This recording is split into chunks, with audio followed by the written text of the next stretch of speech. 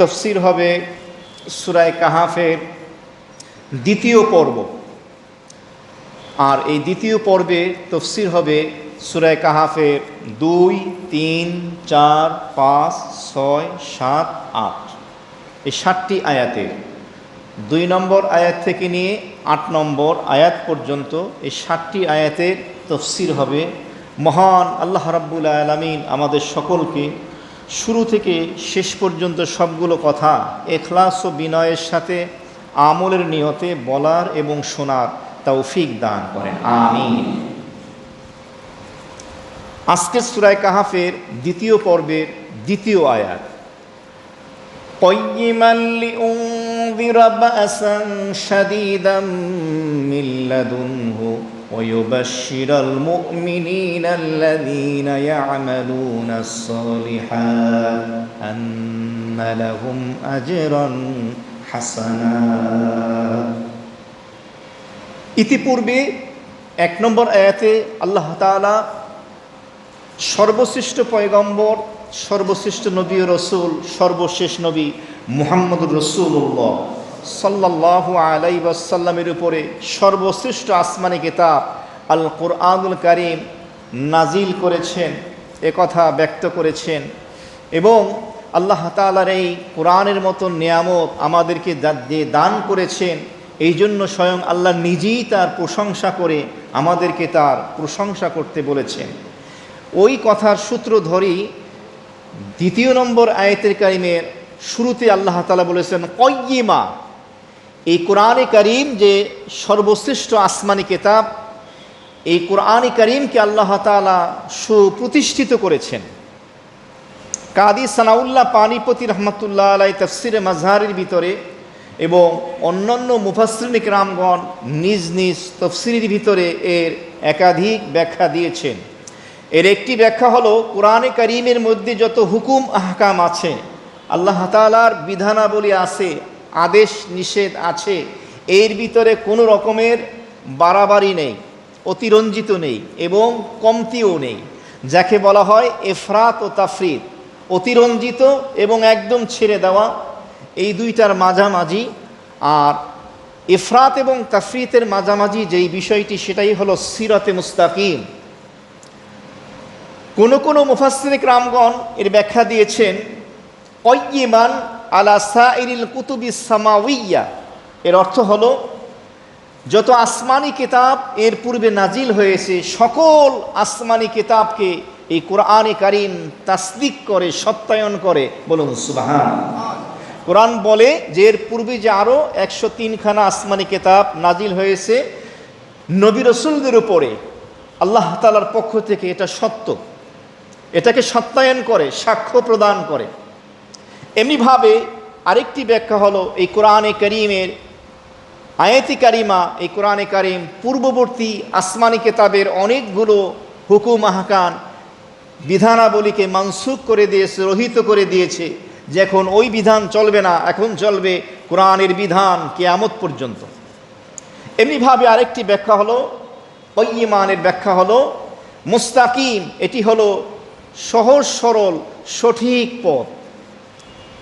1 নম্বর আয়াতে কারিমার ভিতরে বলা হয়েছিল ওয়ালাম ইয়াজআল্লাহু ইওয়াজা। এই কোরআনে কারীম এমন এক আসমানি কিতাব যার ভিতরে কোনো বক্রতা নেই, যার শব্দের মধ্যে, যার অর্থের ভিতরে, যার ব্যাখ্যার মধ্যে কোনো বক্রতা নেই, সুস্পষ্ট। এখানে আবার বলা হলো কয়্যিমা, যে কোরআনে কারীম হলো সুপ্রতিষ্ঠিত, সুস্পষ্ট। এই 2 শব্দের ভিতরে কাদি সানাউল্লাহ পানিপতি রহমতুল্লাহ আলাই তাফসিরে মাজহারির ভিতরে লিখেছেন যে দুইটার অর্থ এক দৃষ্টিকোণ থেকে মুস্তাকিম, সহজ সরল সঠিক পথ, দিক নির্দেশনা। তবে কিছু সহজ সরল পথ, দিক নির্দেশনা এমন রয়েছে যার ভিতরে সামান্য বক্রতা থাকলেও সেটা অনুভব হয় না। কয়্যিমান শব্দের মাধ্যমে তাকিদ করে ওয়ালাম ইয়াজআল্লাহু ইওয়াজাকে আরও সুপ্রতিষ্ঠিত করা হলো, যে না, আল কুরআনুল কারীম এই যে আসমানি সর্বশ্রেষ্ঠ কিতাব, এর ভিতরে সামান্য বিন্দু পরিমাণ, জাররা পরিমাণ কোনো সন্দেহ সংশয়ের কোনো অবকাশ নেই। এই কিতাবকে আল্লাহ তাআলা সুপ্রতিষ্ঠিত করেছেন, বলুন সুবহানাল্লাহ। এর মাধ্যমে আল্লাহ তাআলা কয়েকটি বিষয়ের মেসেজ দিয়েছেন। কি মেসেজ? একটি হলো আল্লাহ তাআলা তাওহীদকে সুপ্রতিষ্ঠিত করেছেন, অর্থাৎ আল্লাহ যে এক, অদ্বিতীয়, তার কোনো দ্বিবচন বহুবচন নেই, স্ত্রীলিঙ্গ নেই, তার সমকক্ষ নেই, তার প্রতিপক্ষ নেই। তাওহীদকে প্রতিষ্ঠিত করেছেন। আরেকটি হলো নবী করিম সাল্লাল্লাহু আলাইহি ওয়াসাল্লামের নবুয়ত এবং রিসালাতকে প্রতিষ্ঠিত করেছেন। মক্কার কাফির মুশরিকরা যেটাকে ইনকার, অস্বীকার করেছিল, আল্লাহ তাআলা এই কোরআনকে এমন এক মর্যাদা দান করলেন যার মাধ্যমে নবীজির যত মুজিজা আছে এর ভিতরে সর্বশ্রেষ্ঠ একটি মুজিজা হলো আল কোরআনুল কারীম। পূর্ববর্তী নবী রাসূলগণের থেকেও একাধিক মুজিজা প্রকাশ পেয়েছে, অলৌকিক ঘটনা যেগুলো মানুষের অভ্যাসের পরিপন্থী। তারা দুনিয়া থেকে চলে গেছেন, মুজিজাও তাদের সাথে চলে গিয়েছে। একমাত্র পয়গম্বর মুহাম্মদুর রাসূলুল্লাহ সাল্লাল্লাহু আলাইহি ওয়াসাল্লাম দুনিয়া থেকে চলে গেছেন, কিন্তু তার জীবন্ত জ্বলন্ত বাস্তব মুজিজা কোরআনে কারীম আজও বিদ্যমান, কিয়ামত পর্যন্ত বিদ্যমান থাকবে। সুবহানাল্লাহ। এটার মাধ্যমে নবীর নবুয়ত এবং রিসালাতকে প্রতিষ্ঠিত করা হলো। আরেকটি বিষয়ের মেসেজ, সেটা হলো এই দুনিয়া হলো দারুল ফানা, চিরস্থায়ী নয়, ক্ষণস্থায়ী, ধ্বংসপ্রাপ্ত। দুনিয়ার তুচ্ছতা বোঝানো হয়েছে। আরেকটি মেসেজ দেওয়া হয়েছে যে এই দুনিয়ায় যে কর্মকাণ্ড তোমরা করবে এর সাজা এবং জাযা, ভালো করলে তার প্রতিদান, মন্দ করলে তার শাস্তি তোমাকে পরকালে পেতে হবে। এই মেসেজও এই কোরআনে কারীমের মাধ্যমে আল্লাহ তাআলা দিয়েছেন। আল্লাহ তাআলা বলেছেন কাইয়িমান, এই কোরআনকে সুপ্রতিষ্ঠিত করে দেওয়া হয়েছে। কেন? লিউনযিরা বাসান শাদীদান মিন লাদুনহু, কারণ এই কোরআনে কারীমের মাধ্যমে আল্লাহ রাব্বুল আলামিন তার পক্ষ থেকে কঠিন শাস্তির ভীতি প্রদর্শন করেন। লিউনযিরা, যাতে করে তিনি ভয় দেখাতে পারেন, ভীতি প্রদর্শন করতে পারেন। বাসান শাদীদা, কঠিন আযাবের শাস্তি। কার পক্ষ থেকে? মিন লাদুনহু, আল্লাহ তাআলার পক্ষ থেকে। তো এই কোরআন পরতে পরতে, পাতায় পাতায়, পাড়ায় পাড়ায়, বিভিন্ন সূরার মধ্যে আল্লাহ তাআলা যারা মন্দ কর্ম করবে, খারাপ কাজ করবে, তাদের শাস্তির কথা এখানে বলে দেওয়া হয়েছে। কোরআনে কারীমের একটি বর্ণনার শৈলী হলো যেখানেই শাস্তির কথা বলা হয় সাথে সাথে আবার জান্নাতের নিয়ামতের প্রতিদানের কথাও বলা হয়। মানুষ যেন ভীত সন্ত্রস্ত না হয়, ভয় না পেয়ে যায় যে এত শাস্তি, এত আযাব, এত কঠিন গজব আর আযাব, ভয় পেও না, এগুলো তোমাদের জন্য নয়, এগুলো হলো কাফের, মুশরিক, অমুসলিমদের জন্য, বেঈমানদের জন্য, যারা আল্লাহর হুকুমকে লঙ্ঘন করবে। এর বিপরীত তোমরা যদি ঈমানদার হও, নেক আমল করো, তাহলে তোমাদের জন্য জান্নাতের সুসংবাদ আল্লাহ তাআলা দিয়েছেন। এই জন্য আল্লাহ তাআলা এই আয়াতে কারিমার সাথে বলেছেন ওয়ায়ুবাশশিরাল মুমিনিন, এই কোরআন বাশারাত দেয়, সুসংবাদ প্রদান করে মুমিনিন, ঈমানদারদেরকে, বিশ্বাসীদেরকে।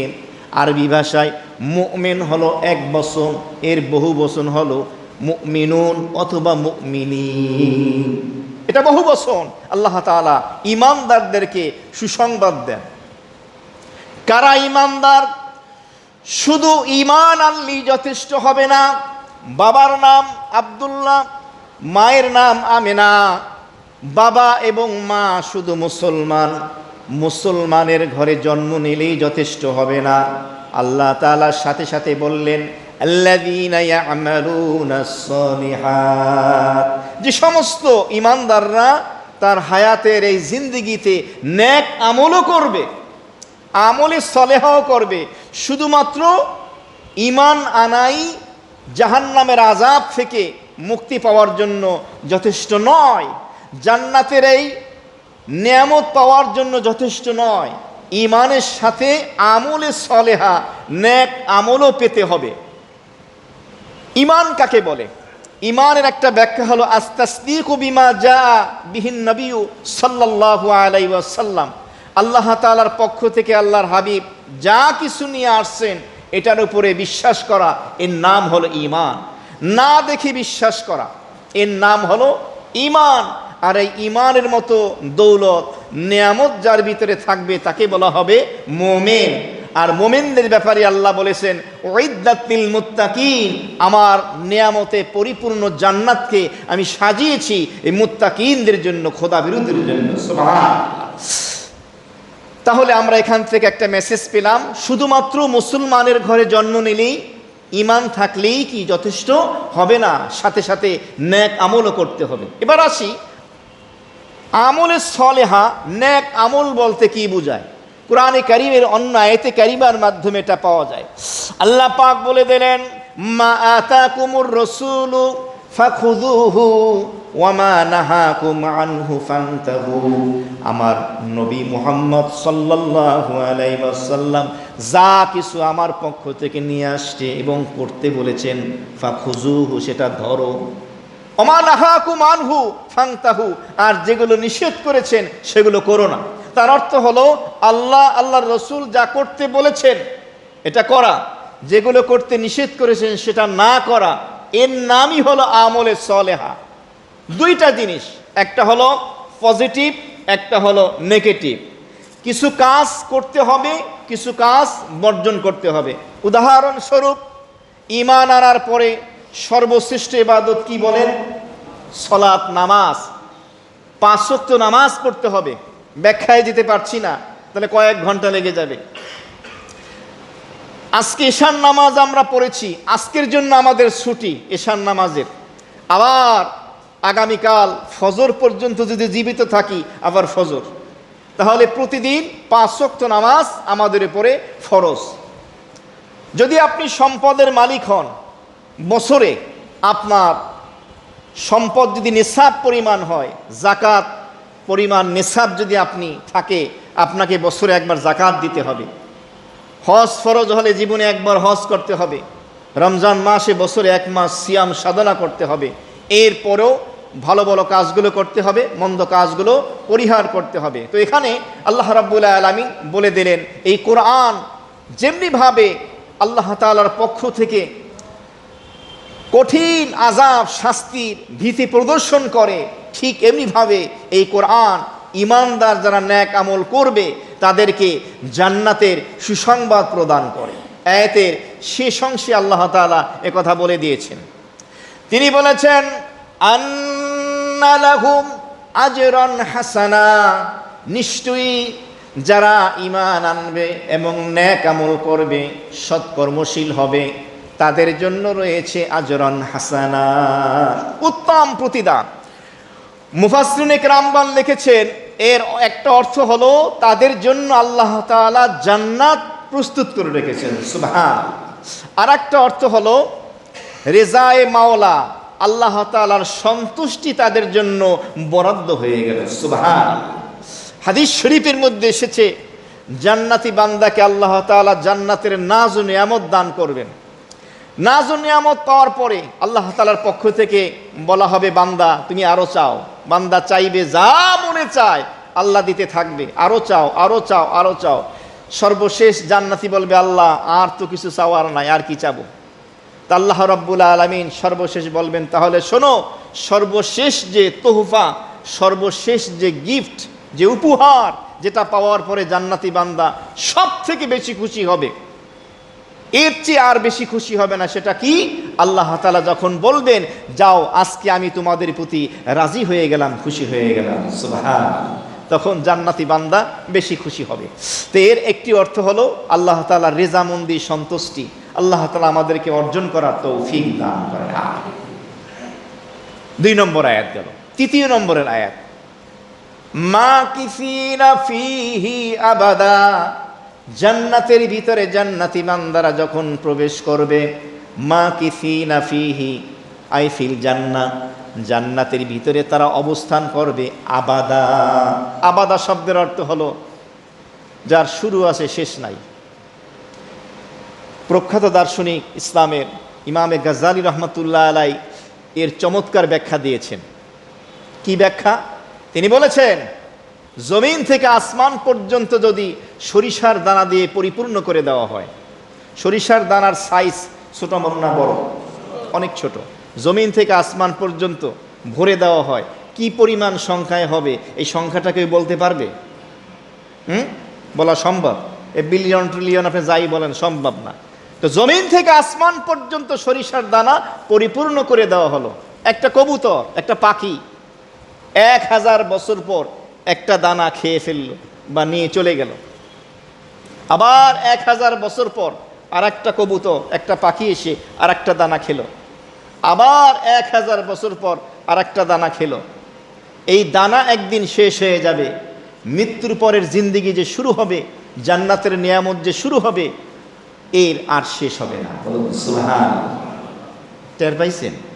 1000 বছর পর একটা দানা খাইবে। দানার সংখ্যা কম না বেশি? ওই দানা শেষ হয়ে যাবে, কিন্তু মৃত্যুর পরের যে এক জিন্দিগি, যার ইবতিদা আছে, যার ইন্তেহা নাই, শুরু আছে, যার শেষ নেই, সেই অনন্তকালের জিন্দিগির দিকে আমরা হাঁটতেছি। না ফেরার দেশের পথিক সকলকে হতে হবে। এমন এক দেশ যেখান থেকে আর দ্বিতীয়বার রিটার্ন আসার আর কোনো সুযোগ নাই। আবাদা বলে কথা বলে দিলেন যে বান্দা, আমার ওই জান্নাতের নিয়ামত যে শুরু হবে আর শেষ হবে না। কারণ জান্নাতে ঢোকার দরজা আছে, বের হওয়ার কি নাই? দরজা নাই। এই জন্যই আল্লাহ তাআলা বলেন, মা কি ফিনা ফিহি আবাদা, চিরস্থায়ীভাবে তোমরা সেই জান্নাতে অবস্থান করবে। 4 নম্বর আয়াত, ওয়ায়ুযিরাল্লাযীনা ক্বালু ইত্তাখাযাল্লাহু ওয়ালাদা। আল্লাহ রাব্বুল আলামিন বলেন, আর এই কোরআনে কারীমের মাধ্যমে ভীতি প্রদর্শন করা হয় ওই সমস্ত লোকদেরকে যারা বলে, কলু, যারা বলে ইত্তাখাযাল্লাহু ওয়ালাদা, আল্লাহ তাআলা সন্তান গ্রহণ করেছেন, আল্লাহর সন্তান আছে। বলেন নাউযু বিল্লাহি মিন যালিক। যেই সমস্ত লোকেরা বলে যে আল্লাহ তাআলার সন্তান আছে, তাদেরকে ভীতি প্রদর্শন করা হচ্ছে এই কোরআনে কারীমের মাধ্যমে। মুফাসসিরিনে কেরামগণ লিখেছেন, বিশেষ করে খ্রিস্টান সম্প্রদায়কে বলা হয়েছে, কারণ খ্রিস্টান সম্প্রদায় তৃত্ববাদে বিশ্বাসী, 3 খোদায় বিশ্বাসী। তারা বলে মারিয়াম আর তার সন্তান হলো ঈসা, আর মারিয়ামের স্বামী ঈসার বাবা হলো আল্লাহ। বলেন নাউযু বিল্লাহি মিন যালিক। মারিয়ামের নাম দিয়েছে তারা মেরি, মা মেরি, আর ঈসা আলাইহিস সালামের নাম দিয়েছে যিশু, আর আল্লাহরে বলে তারা গড। বলেন নাউযু বিল্লাহি মিন যালিক। খ্রিস্টান সম্প্রদায়কে বিশেষভাবে বলা হচ্ছে তারা আল্লাহ তাআলার সন্তান সাব্যস্ত করেছে। কারণ কি? তারা বলেছে মারিয়ামের তো স্বামী নাই, তা মারিয়ামের সন্তান হয়েছে কিভাবে? এই কারণে তারা এই যুক্তি দিয়েছে। আল্লাহ রাব্বুল আলামিন অন্যত্র বলে দিলেন, মারিয়ামের স্বামী নাই, তার সন্তান হলো ঈসা। তো ঈসার তো মা আছে, আদম আলাইহিস সালামের তো বাবাও নাই, মাও নাই। আমি তো বাবা মা ছাড়া আদমকে সৃষ্টি করেছি, কেমনে করলাম? সুবহানাল্লাহ। এটা আর আশ্চর্যজনক না? সুতরাং তোমরা কিভাবে কি বলবে? তো আদম আলাইহিস সালামের সৃষ্টি যেভাবে হয়েছে পিতামাতা ছাড়া, আল্লাহ বললেন আমি ঈসা আলাইহিস সালামকে দেখাইয়ে দিলাম যে শুধু মায়ের মাধ্যমে, পিতা ছাড়া মায়ের মাধ্যমেও আল্লাহ কি করতে পারেন? সন্তান পৃথিবীতে পাঠাতে পারেন। এটা আল্লাহ তাআলার এই ক্ষমতা রয়েছে। এখানে একটা হলো খ্রিস্টানদেরকে ভয় দেখানো হচ্ছে, তোমরা এই শিরিক থেকে ফিরে আসো। আর একটা বিষয় হলো ইহুদি সম্প্রদায়কেও ভীতি প্রদর্শন করা হয়েছে। মুফাসসিরিনে কেরামগণ লেখেন, তারা বলতো একজন নবীর নাম ছিল উযায়ের আলাইহিস সালাতু ওয়াস সালাম। তারা বলতো উযায়ের হলো আল্লাহর সন্তান। বলেন নাউযু বিল্লাহি মিন যালিক। মক্কার মুশরিক সম্প্রদায় যারা ছিল তারা বলতো ফেরেশতারা হলো আল্লাহর কন্যা, আল্লাহর মেয়ে। বলেন নাউযু বিল্লাহি মিন যালিক। তাফসীরের ভিতরে আসছে আল্লাহ তাআলা এই কোরআনে কারীমের মাধ্যমে বলে দিলেন, না, সন্তান জন্ম দেওয়া এবং জন্ম নেওয়া এই দুইটাই হলো দুর্বলতা। জন্ম দেওয়া এবং জন্ম নেওয়া এই দুইটাই হলো দুর্বলতা। আল্লাহ রাব্বুল আলামিন সকল প্রকারের ত্রুটি বিচ্যুতি থেকে, দুর্বলতা থেকে পুত পবিত্র এবং তিনি মুক্ত। বলুন সুবহানাল্লাহ। সুতরাং আল্লাহ তাআলা কাউকে জন্ম দেবেন বা তিনি জন্ম নেবেন এটা কখনো হতে পারে না, কারণ তিনি তো আল্লাহ, তিনি তো খালেক। তিনি কিভাবে সন্তান জন্ম দেবেন? এই জন্য আল্লাহ তাআলার পরিচয় যদি কেউ জানতে চায়, আপনারা কোরআনে কারিমের 30তম পারার সূরা ইখলাস কুল হুয়াল্লাহু আহাদ, এই সূরাটার অনুবাদ এবং ব্যাখ্যা পড়তে বলবেন বা আপনি নিজেও পড়বেন। এখানে আল্লাহ তাআলা নিজের পরিচয় ব্যক্ত করেছেন যে আল্লাহকে। আল্লাহ বলেছেন কুল, হে নবী আপনি বলেন, হুয়াল্লাহু আহাদ, তিনি আল্লাহ হলেন এক, অদ্বিতীয়, দ্বিবচন নেই, বহু বচন নেই, স্ত্রীলিঙ্গ নেই, সমকক্ষ নেই, প্রতিদ্বন্দ্বী নেই। আল্লাহুস সামাদ, আল্লাহ হলেন অমুখাপেক্ষী। দুনিয়ার এমন একটা মাখলুক, এমন একটা মানুষ আপনি দেখাতে পারবেন না যে অন্য মানুষের প্রতি মুখাপেক্ষী নয়। প্রত্যেকটা মানুষ অন্য মানুষের প্রতি মুখাপেক্ষী, একমাত্র হলেন আল্লাহ, যিনি কারো মুখাপেক্ষী নন। এই যে ময়লা সাফ করে মেথর যাদেরকে বলা হয়, আমরা কি এদের মুখাপেক্ষী কিনা? তা না হলে আজকে আমাদের সমাজ দুর্গন্ধ হয়ে যেত। প্রত্যেকটা মানুষ একটা মানুষের মুখাপেক্ষী, মাখলুক মাখলুকের মুখাপেক্ষী।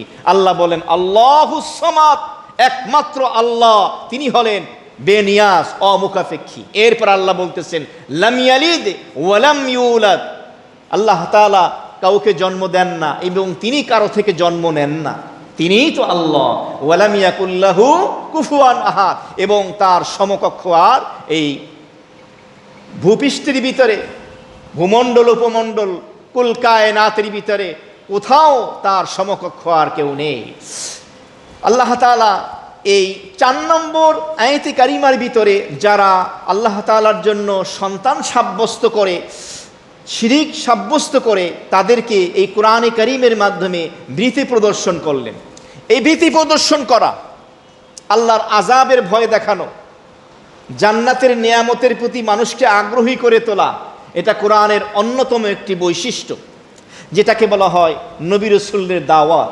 1,24,000 পয়গম্বর দুনিয়ার জমিনে এসেছেন এই উম্মাকে এই সুসংবাদ দিতে যে তোমরা আসো, ভালো কাজ করো, মন্দ কাজগুলো পরিহার করো।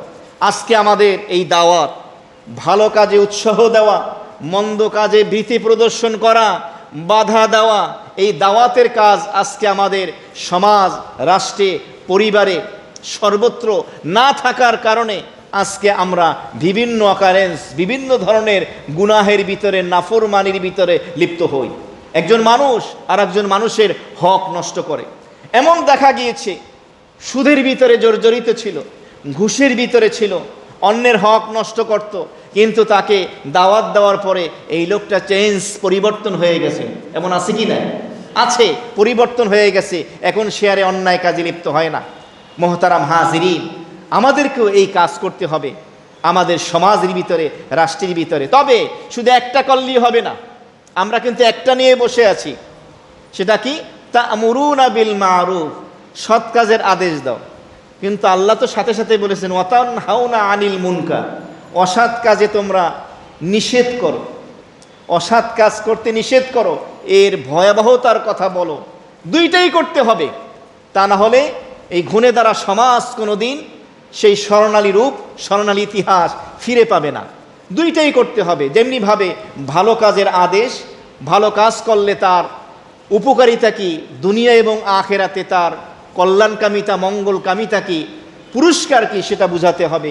মন্দ কাজ করলে তার ক্ষতি কি দুনিয়া এবং আখেরাতে, এবং কঠিন আযাব যে অপেক্ষমান, এই সংবাদ, এই মেসেজ উম্মাকে দিতে হবে। 5 নম্বর আয়াতে কারিমা, মা লাহুম বিহি মিন ইলমি ওয়ালা লিআবাইহিম কাবুরাত কালিমাতান তাখরুজু মিন আফওয়াহিহিম ইয়াকুলুনা ইল্লা কাযিবা।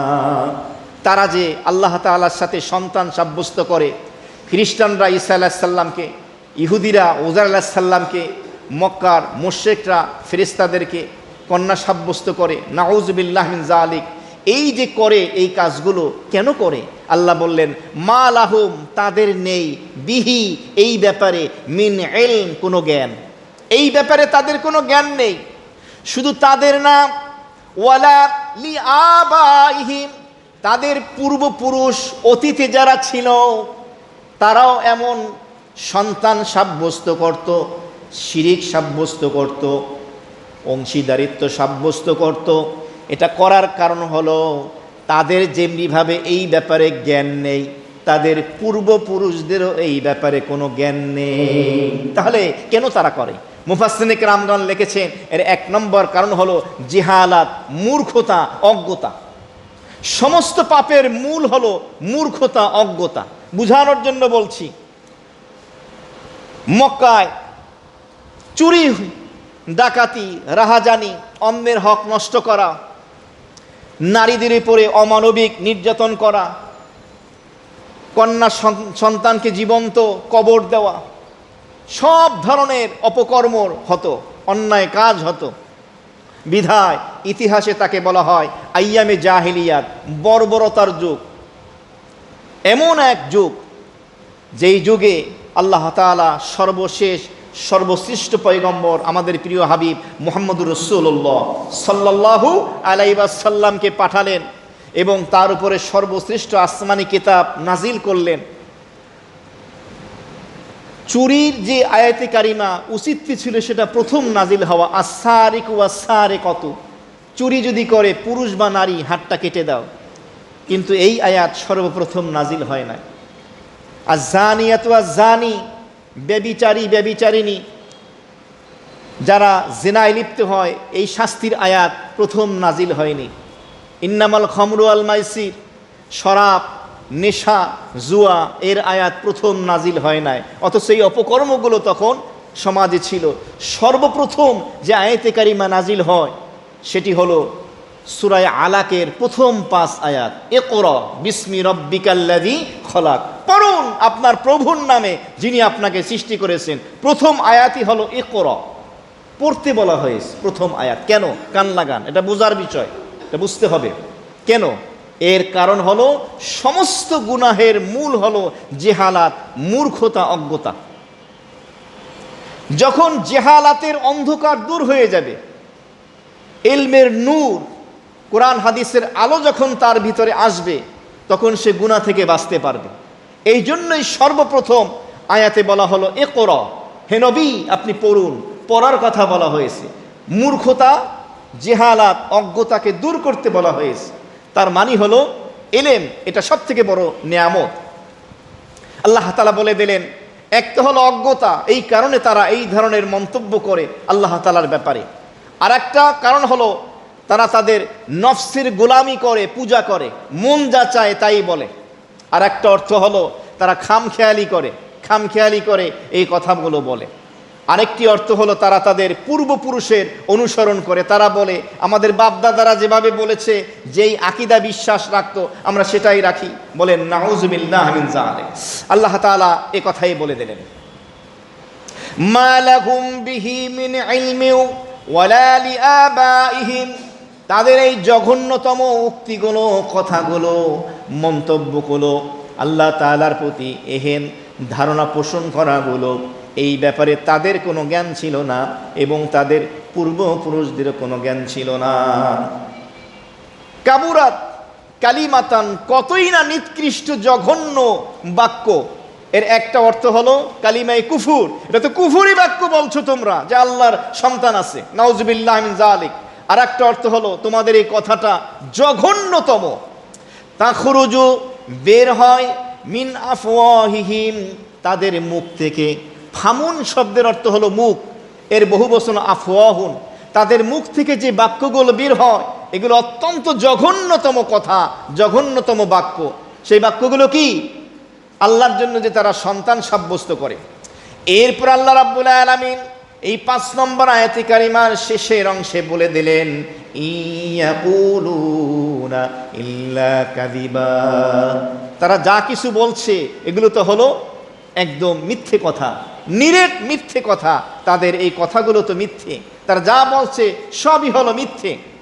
আর মিথ্যার দুর্গন্ধ বড় খারাপ। হাদিস শরীফের মধ্যে এসেছে, আল্লাহর হাবিব ইরশাদ ফরমান, ইদা কাযাবাল আবদু, যখন কোনো বান্দা মিথ্যা কথা বলে, তাবাআদা আনহুল মালাকু মিলান মিন নাতনি মা জাআ বিহি আও কামা ক্বালা সাল্লাল্লাহু আলাইহি ওয়াসাল্লাম, মিথ্যা কথা বলার সাথে সাথে ওই ব্যক্তির মুখের থেকে এমন বদবু, এমন দুর্গন্ধ বের হয় যেই দুর্গন্ধের কারণে রহমতের ফেরেশতা ওই বান্দার থেকে 1 মাইল দূরে সরে যায়। তাহলে এই রহমতের ফেরেশতা চলে গেলে কাছে আসবে কে? শয়তান। এখন বলতে পারেন, হুজুর জীবনেতে অনেক মিথ্যা কথা বললাম, অনেকে বলে শুনলাম, কই একদিনও তো মুখ থেকে দুর্গন্ধ পাইলাম না, 2 দিন ব্রাশ না করলে মুখ থেকে দুর্গন্ধ আসে, মিথ্যা বললে। এটা তো আল্লাহ পাকের অনেক বড় এহসান, ফজল ও করম যে দুর্গন্ধ আসে না। যদি দুর্গন্ধ আসতো আজকে আমরা সমাজে বসবাস করতে পারতাম না, আমাদের কাছে কেউ বসতো না, আমাদের এই লেবাস দেখা অবাক হয়ে যেত, এই লোকটা মিথ্যা বলে। এটা আল্লাহ পাকের মেহেরবানি যে উম্মতে মুহাম্মাদের উপরে তিনি মেহেরবানি অনুগ্রহ করেছেন যে এই দুর্গন্ধ আসে না, ফেরেশতা দূরে সরে যায়। কত বড় জঘন্যতম অপরাধ। এরপরে 6 নম্বর আয়াতে কারিমা সূরা কাহাফের, ফালাআল্লাকা বাখিউন নাফসাকা আলা আথারিহিম ইল্লাম ইউমিনু বিহাদাল হাদিসি আসাফা। এই আয়াতে কারিমার শানে নুজুল প্রসঙ্গে কাদি সানাউল্লাহ পানিপতি রহমাতুল্লাহ আলাইহি তাফসিরে মাজহারের ভিতরে এবং অন্যান্য মুফাসসিরিনে কেরামগণ লিখেছেন, নবী করিম সাল্লাল্লাহু আলাইহি ওয়াসাল্লাম মক্কার কিছু কাফের মুশরিক নেতৃবৃন্দকে ডাকলেন।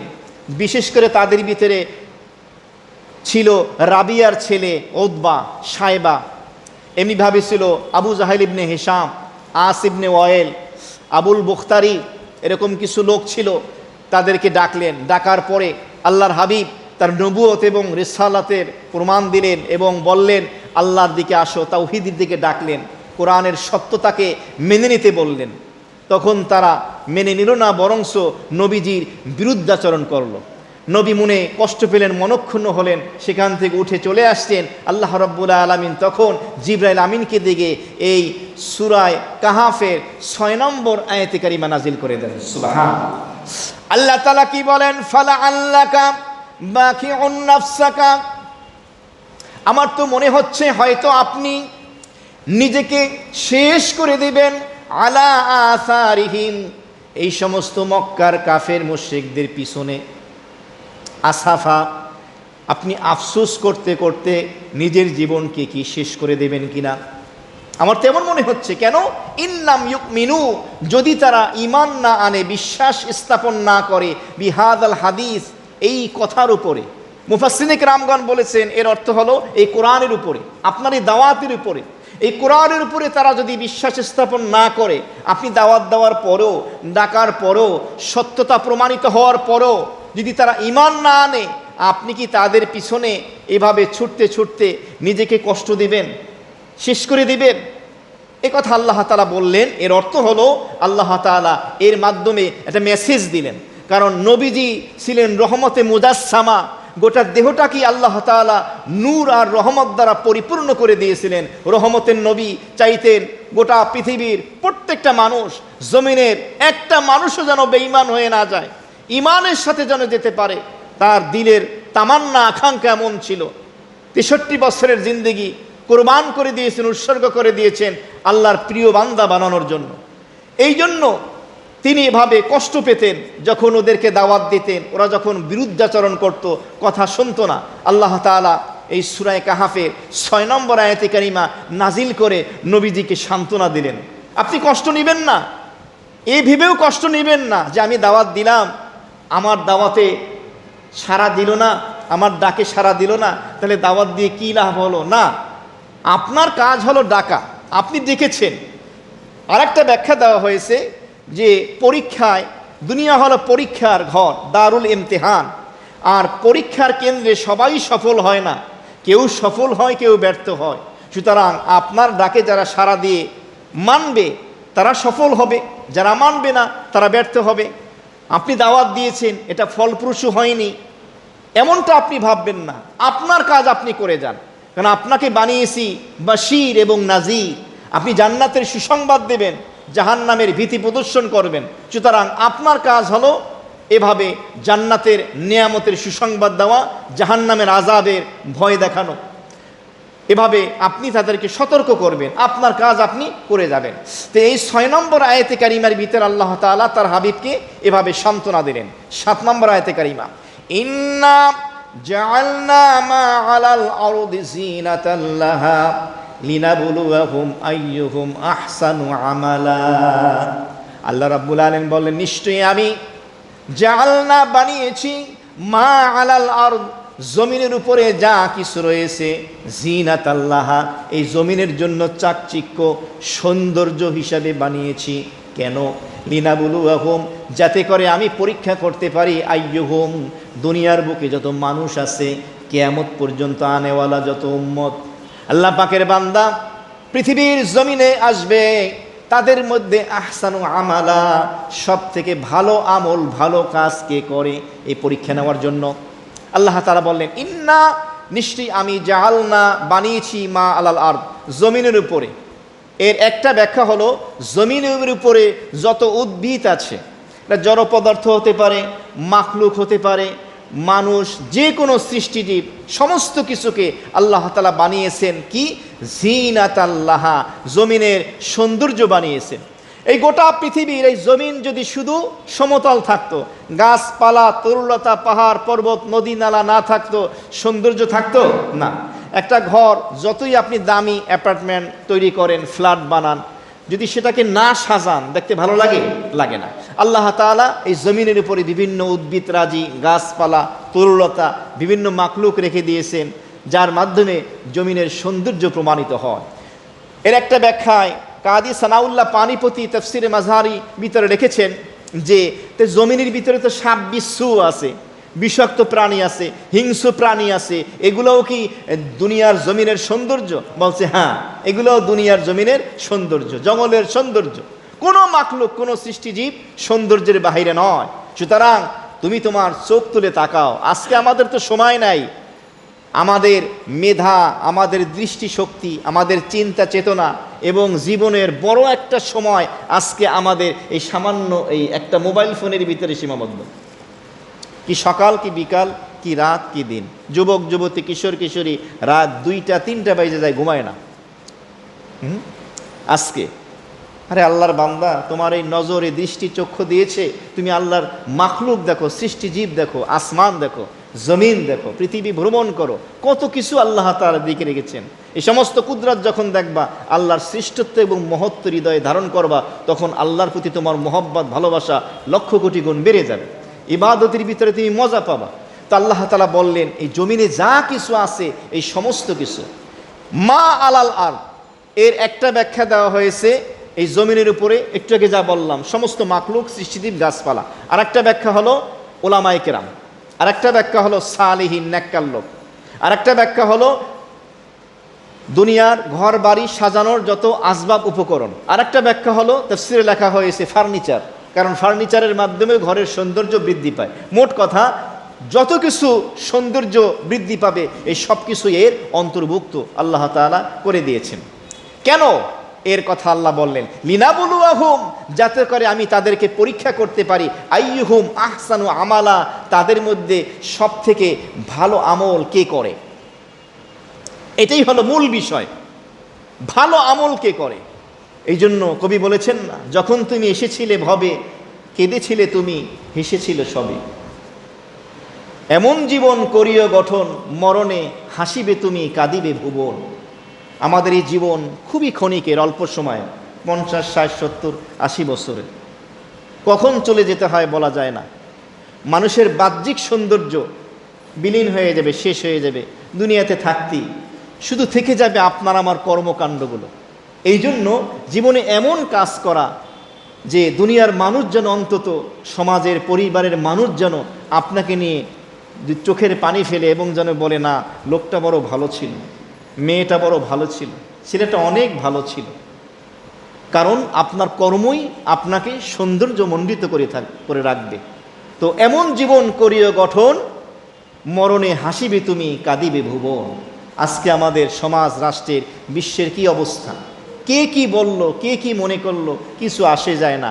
এমন ঘৃণতম, জঘন্যতম কর্মকাণ্ডের ভিতরে আমরা লিপ্ত হয়ে যাই, নাউযুবিল্লাহি মিন যালিক। অথচ আল্লাহ বললেন যে আমি এই জমিনের যে এত কিছু নিয়ামত, মাখলুক, এই যে সৌন্দর্য তোমাদের জন্য তৈরি করে দিলাম, এর মাধ্যমে আমি তোমাদের পরীক্ষা করব। কি পরীক্ষা? মুফাসসিরিন কিরামগণ লিখেছেন, আমার এই দুনিয়ার নিয়ামত পাওয়ার পরে আমি দেখি আমার কোন বান্দা এই নিয়ামতের ভিতরে মইজা যায় কিনা। দুনিয়াটা মস্ত বড়, খাও দাও ফুর্তি করো, নামাজের খবর নাই, রোজার খবর নাই, জাকাতের খবর নাই, হজের খবর নাই, হালাল হারাম জায়েজ নাজায়েজের কোনো পরোয়া নাই, চলছে গাড়ি যাত্রাবাড়ি, যে যেভাবে পারো বাস কামাইতে থাকো। সুদ ঘুষ জুলুম অত্যাচার অন্যায়ের কোনো খবর নাই। আল্লাহ তাআলা বলেন, দেখি এই নিয়ামত পাওয়ার পরে নিয়ামত নিয়ে কে ডুবে থাকে আর কে নিয়ামতটাকে পরিহার করে, যতটুকু প্রয়োজন হালাল বৈধভাবে অর্জন করে, ভোগ করে, গ্রহণ করে, কিন্তু উদ্দেশ্য থাকে রেজায়ে মাওলা, আমার আল্লাহকে রাজি করতে হবে, খুশি করতে হবে। এই জন্য আল্লাহ বললেন, লিনাবলুয়াহুম আইয়ুহুম আহসানু আমালা, যাতে করে আমি এই নিয়ামতগুলো দিয়ে পরীক্ষা করতে পারি তাদের মধ্যে সব থেকে ভালো কর্ম, ভালো কাজ কে করে। একটা জিনিস মনে রাখবেন, কোরআনে কারিমের কোথাও আল্লাহ বলেন নাই আকসারু আমালা। সূরা মুলকের ভিতরেও আছে, সেখানে বলছেন আইয়ুহুম আহসানু আমালা। আকসারু আমালা শব্দের অর্থ হলো কে বেশি আমল করে, আল্লাহ এটা বলেন নাই। আল্লাহ বলছেন আহসানু আমালা, কে সুন্দর আমল করে, ভালো আমল করে। এই জন্য এই 10 রাকাত দ্রুত নফল নামাজ, দ্রুত রুকু, দ্রুত সেজদা, উদাহরণ হিসাবে বলছি, এর থেকে আপনি 2 রাকাত পড়েন, দিল লাগায়ে পড়েন, মন লাগায়ে পড়েন, সুন্দর করে কিয়াম করেন, কেরাত পড়েন, রুকু করেন, সেজদা করেন, দিল লাগায়ে তাসবিহগুলো পড়েন। অনেক তাসবিহাত দ্রুত, খালি অনেককে দেখা যায় পড়তেই থাকে, খালি তাসবিহ টানতেই থাকে। দিল লাগায়ে পড়েন, দুরূদ পড়েন, মন লাগায়ে দিল লাগায়ে পড়েন। কারণ আল্লাহ তাআলার কাছে একটা হলো কোয়ালিটি আর একটা হলো কোয়ান্টিটি। সংখ্যায় বেশি এটা আল্লাহর কাছে ধর্তব্য না, মানটা হলো ধর্তব্য। কারণ বান্দার একটা সিজদাই নাজাতের জন্য যথেষ্ট হয়ে যাবে। সুবহানাল্লাহ। তার মানে কি আমরা বেশি ইবাদত করব না? না, করব, কিন্তু সেটার মানটা বজায় রাখার চেষ্টা করব। এই জন্য বলেছেন আহসানু আমালা, সুন্দর কাজ, পরিপাটি পরিমার্জিত, অল্প হোক যেন সুন্দর হয়। মেহমান আসছে, একদম জনমের খাবারের ইন্তজাম করছেন, কিন্তু একটার কোনো আগামাতা নাই, পরিষ্কার পরিচ্ছন্ন না, প্রেজেন্টেশন সুন্দর হয় না। না, আপনি 2টা বা 5টা বা 4টা আইটেমই করেন, মনের মতো করেন, যেগুলো দেখলেই মনটা খুশি হয়ে যায়, মানের দিক থেকে সুন্দর করে করা। তো এই কথাটা আল্লাহ তাআলা বলেছেন। আজকের সর্বশেষ 8 নম্বর আয়াত, আল্লাহ রাব্বুল আলামিন বললেন, ওয়া ইন্না লাজাইলুনা মা আলাইহা সুঈদান জুরুজা। এই যে দুনিয়ার জমিনে যত মাখলুক দেখতে পাচ্ছ, তোমরা পাহাড় পর্বত বৃক্ষরাজি যত নিয়ামত দেখতে পাচ্ছ, এগুলোর মাধ্যমে আল্লাহ পরীক্ষা করবেন ঠিকই, তবে মনে রেখো ওয়া ইন্না লাজাইলুনা, আল্লাহ তাআলা বলে দিলেন, আর আমি বানিয়ে দেব মা আলাইহা, এই জমিনের উপরে যা কিছু তোমরা দেখতে পাচ্ছ, সুঈদান জুরুজা, উদ্ভিদ শূন্য শুষ্ক মাটির ময়দানে রূপান্তরিত করে দেওয়া হবে। কিয়ামতের সময় এগুলো কিচ্ছু থাকবে না, সব কিছু এভাবে উদ্ভিদ শূন্য হয়ে যাবে। একটা হলো সুঈদান, এই শব্দের অর্থ হলো শুষ্ক মাটির ময়দান, আর একটা হলো জুরুজা, এর অর্থ হলো উদ্ভিদ শূন্য, যেখানে কোনো উদ্ভিদ নাই। এই জমিনের উপরে যা কিছু আছে সব কিছু আল্লাহ তাআলা নিশ্চিহ্ন করে দেবেন। এ কথার মাধ্যমে একটা মেসেজ দুনিয়ার জাওয়াল এবং ফানার উপরে। এই দুনিয়া চিরস্থায়ী নয়, এটা ক্ষণস্থায়ী, এটা ধ্বংসপ্রাপ্ত পৃথিবী, একদিন শেষ হয়ে যাবে। যত হাজার কোটি টাকার মালিক হও, তোমাকে খালি হাতেই যেতে হবে। কারণ পৃথিবীতে একটা মাত্র লেবাস, একটা মাত্র পোশাক যার পকেট হয় না, সেটা হলো কাফনের কাপড়। একজন ফকির মিসকিন দরিদ্র অসহায় যেমনিভাবে যাবে যেই কাপড়ে কবরে, দেশের বাদশাকেও সেই কাপড়ে কবরে যেতে হবে, নিশ্চিহ্ন করে দেওয়া হবে। এই কথার মাধ্যমে আল্লাহ তাআলা বলে দিলেন যে ঈমানদার যারা হবে, মোমেন যারা হবে, তারা যদি এই কোরআনের মাধ্যমে, নেক আমলের মাধ্যমে মনের ময়লাগুলো যদি দূর করে, হৃদয় আত্মার যদি চিকিৎসাগুলো করে, তাহলে তারাই হবে জ্ঞানী, তারাই হবে উপকৃত। আল্লাহ তাআলা এই 8 নম্বর আয়াতে কারিমার মাধ্যমে পৃথিবী যে ধ্বংসপ্রাপ্ত এই মেসেজ দিলেন। এবং এই আয়াতে কারিমার তাফসীর লিখতে গিয়ে মুফাসসিরিনে কিরামগণ লিখেছেন অন্য আয়াতে কারিমার টুকরা, কুল, নবী আপনি বলে দেন, মাতাউদ দুনিয়া কলিল, দুনিয়ার যা কিছু দেখতে পাও, বাড়ি গাড়ি নারী, বিত্ত বৈভব প্রাচুর্য ঐশ্বর্য, টাকা পয়সা স্বর্ণ গহনা ধন দৌলত, কোনো নারীর 50 ভরি 100 ভরি স্বর্ণ থাকতে পারে, দামি অ্যাপার্টমেন্ট লাক্সারিয়াস গাড়ি থাকতে পারে, ভিআইপি জীবন ব্যবস্থা, কিন্তু মনে রাখো মাতাউদ দুনিয়া কলিল, দুনিয়ার এই আসবাব উপকরণ এগুলো খুবই কম। আর সূরা আলার ভিতরে আল্লাহ বলে দিয়েছেন ওয়াল আখিরাতু খায়রু আবকা, যে আখিরাত হলো চিরস্থায়ী, এটাই হলো সর্বোত্তম, দুনিয়া ক্ষণস্থায়ী। মুহতারাম হাজিরিন, আল্লাহ তাআলার মাধ্যমে আমাদেরকে মেসেজ দিচ্ছেন যে তোমরা বোকা হও না, জ্ঞানী হও, কারণ আসল টার্গেট তোমার মঞ্জিলে মকসদ হলো আখিরাত। তোমার বাড়ি হলো জান্নাতে, কারণ বাবা মা মারা যাওয়ার পরে তাদের মিরাস পরিত্যক্ত সম্পত্তি যেভাবে সন্তান পায়, বনি আদমের পিতামাতা হলেন হজরত আদম আলাইহিস সালাতু ওয়াস সালাম, মা হাওয়া আলাইহিস সালাতু ওয়াস সালাম, তারাও যেহেতু জান্নাতি, সুতরাং তাদের সন্তান হিসাবে আমরাও জান্নাতি। আল্লাহ পাক ইশারা করছেন, সুতরাং দুনিয়া থেকেই জান্নাতি মানুষের বৈশিষ্ট্য গুণাবলীগুলো অর্জন করো। কিভাবে করবে? এই কোরআনে কারীমের মাধ্যমে। কিভাবে করবে? নবীর হাদিসের মাধ্যমে। কিভাবে করবে? এর আমলের মাধ্যমে, নেক আমলের মাধ্যমে জীবনটাকে সাজাও। আজকে আমরা বিভিন্ন পেরেশানিতে সমস্যায় পড়লে আমরা কি করি?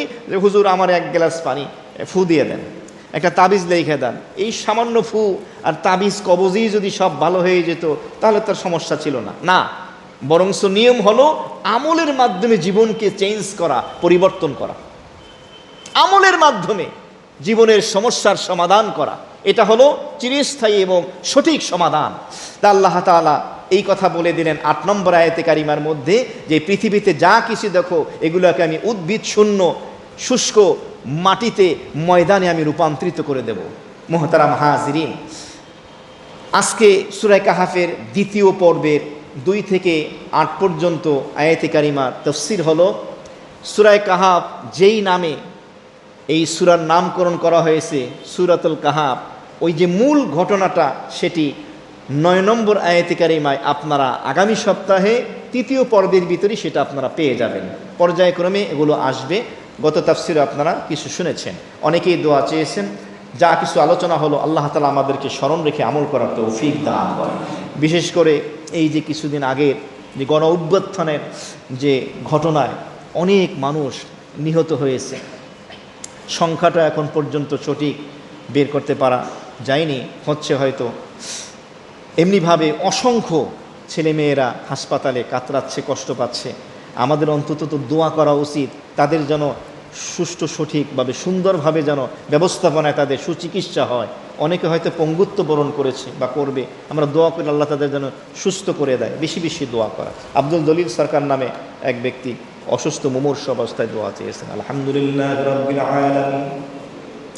اللهم ربنا آتنا في الدنيا حسنة وفي الآخرة حسنة وقنا عذاب النار ربنا ظلمنا أنفسنا وإن لم تغفر لنا وترحمنا لنكونن من الخاسرين اللهم ربنا آتنا في الدنيا حسنة وفي الآخرة حسنة وقنا عذاب النار ربنا لا تزغ قلوبنا بعد إذ هديتنا وهب لنا من لدنك رحمة إنك أنت الوهاب ربنا هب لنا من أزواجنا وذرياتنا قرة أعين واجعلنا للمتقين إماما اللهم حاسبنا حسابا يسيرا اللهم إنا نعوذ بك من غضبك وإنا نسألك رضاك والجنة اللهم اجعله حجا مبرورا وذنبا مغفورا وسعيا مشكورا اللهم إنا نسألك من خير ما سألك منه نبيك محمد صلى الله عليه وسلم ونعوذ بك من شر ما استعاذ منه نبيك محمد صلى الله عليه وسلم وأنت المستعان وعليك البلاغ لا حول ولا قوة إلا بالله رب ارحمهما كما ربياني صغيرا আয় আল্লাহ, পবিত্র সফর মাসে এশার সালাতের পরে কোরআনে মাজিদের তাফসীর করে এবং শুনে কিছু গুনাহগার বান্দা রহমত বরকতের ঘরে বসে আল্লাহ এতিমের মতো খালি হাত দুইখানা বাড়িয়ে দিয়েছি, মেহেরবানি করে আমাদের সকলকে আপনি মাফ করে দেন। আল্লাহ আমাদের তামাম জিন্দগির সমস্ত গুনাহগুলি আল্লাহ নেকির দ্বারা পরিবর্তন করে দেন, নেক আমলগুলো কবুল ও মঞ্জুর ফরমান। পৃথিবীর শুরু থেকে আজ অবধি যত মুমিন মুমিনাত, মুসলিম মুসলিমাত, খাস করে আমাদের আত্মীয় স্বজনময় মুরব্বী যারা চলে গেছে, আল্লাহ আজ অবধি যত মুমিন মুমিনাত চলে গেছে, আল্লাহ বিশেষ করে আল্লাহ যারা শাহাদত বরণ করেছেন, রব্বে করিম আল্লাহ সকলকে আপনি মাফ করে দেন, সবার জন্য মাগফিরাতের ফয়সালা করে দেন, সকলের জন্য জান্নাতের ফয়সালা করে দেন, পরিবারকে সবরে জামিল ধৈর্য ধারণ করার তৌফিক দান করেন। আল্লাহ এই স্বাধীনতার সত্যিকারের স্বাধীনতা আমাদের সকলকে উপভোগ করার তৌফিক দান করেন। শহীদদের রক্তের সাথে যেন গাদ্দারি না করে, বিশ্বাসঘাতকতা না করে, আল্লাহ আমাদের মুসলমানকে সেই সহি বুঝ আপনি দান করে দেন। আমাদের স্বার্থকে ইসলামের জন্য, শাহাদতের জন্য জলাঞ্জলি দেওয়ার তৌফিক দান করেন। রব্বে করিম সূরা কাহাফে 2 থেকে 8 পর্যন্ত 7টি আয়াতে কারিমার দ্বিতীয় পর্বের তাফসির হলো আল্লাহ